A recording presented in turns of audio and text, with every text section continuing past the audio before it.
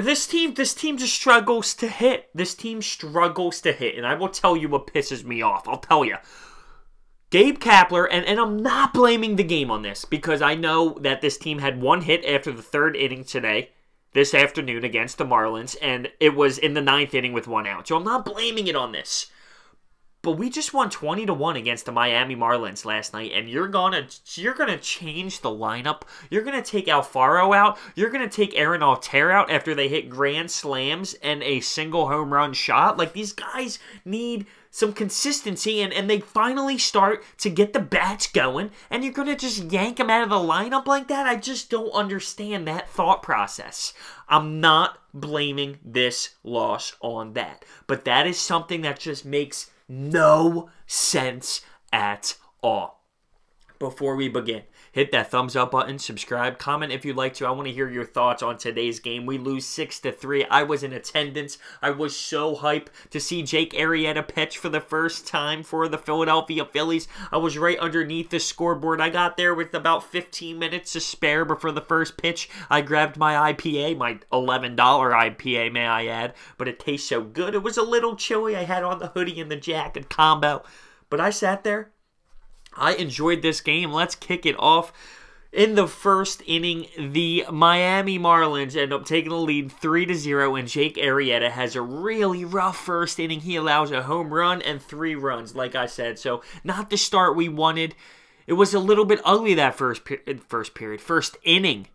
Sheesh, too much of a hockey player here. But, yeah, the first inning, it was just a little tough for Jake Arrieta. It wasn't what I expected. I really wanted him to just dice all game long. But the Phillies, they respond, because in the bottom of the first, Santana hits a sacrifice fly and Cesar Hernandez scores 3-1. And then later on, Nick Williams, he singles to center, and that scores Odubel Herrera. So 3-2 after the first inning. So we responded a little bit. That's good. And last night when we won 20-1, they scored 1-0 in the first inning. So I was thinking, you know what, that happened? We let up runs last inning. We'll be okay. We'll be okay. And in the bottom of the third, Rhys Hoskins doubles to deep right.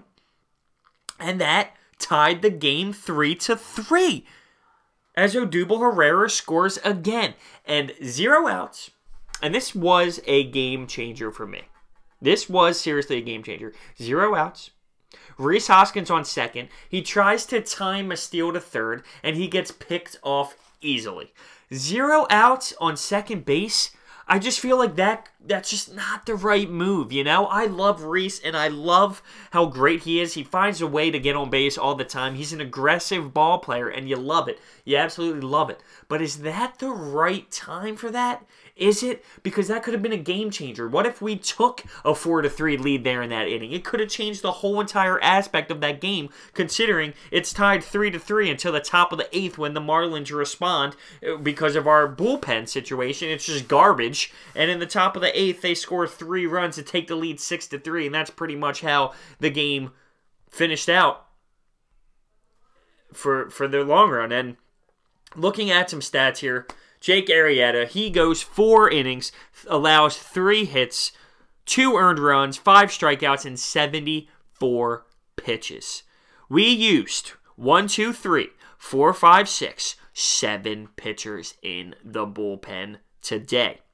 What was funny to me, this is kind of comical, there was an obvious opportunity to get a pitching change in there at one point. Like, we're letting up a hit, we get a walk batter, we need to switch things up a little bit, and we just boo Gabe Kapler in the stands. Boo! We're just booing. And I'm thinking, like, that's awesome. I mean, it's so obvious that we needed a change there, but let's just boo him anyway. For real. Sheesh.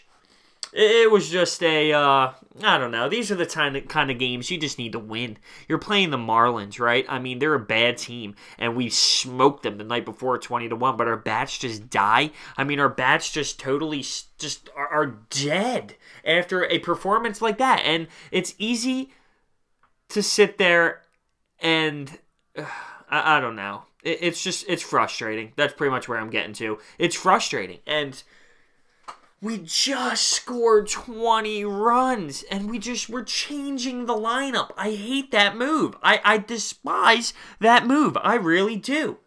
You're getting some guys on a roll. Why switch it? Let's start creating a lineup that can be consistent. Looking at some stats, I mean, Odubel Herrera is 2 for 4. You look at Rhys Hoskins, 1 for 2, and he keeps finding a way to get on base, and that's fantastic. He had 2 walks in there as well. So he was on base 3 times tonight. 2 walks and a double.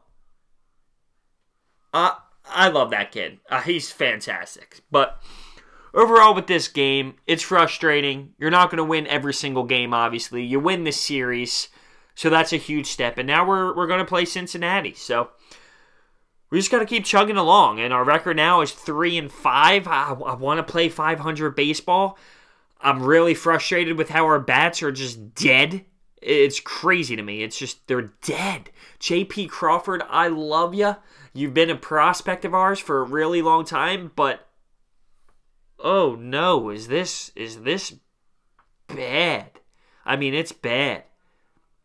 I don't know. It's bad. J.P. Crawford right now, offensively. Stressful. So, with that being said, hit the thumbs up button, subscribe, comment if you'd like to. It was a good time to be at the ballpark. There's nothing better than being at Citizens Bank Park, drinking a nice cold beer and watching the Phillies play. It's just a little bit nicer if they win. So, thank you so much for watching. I will see you next time.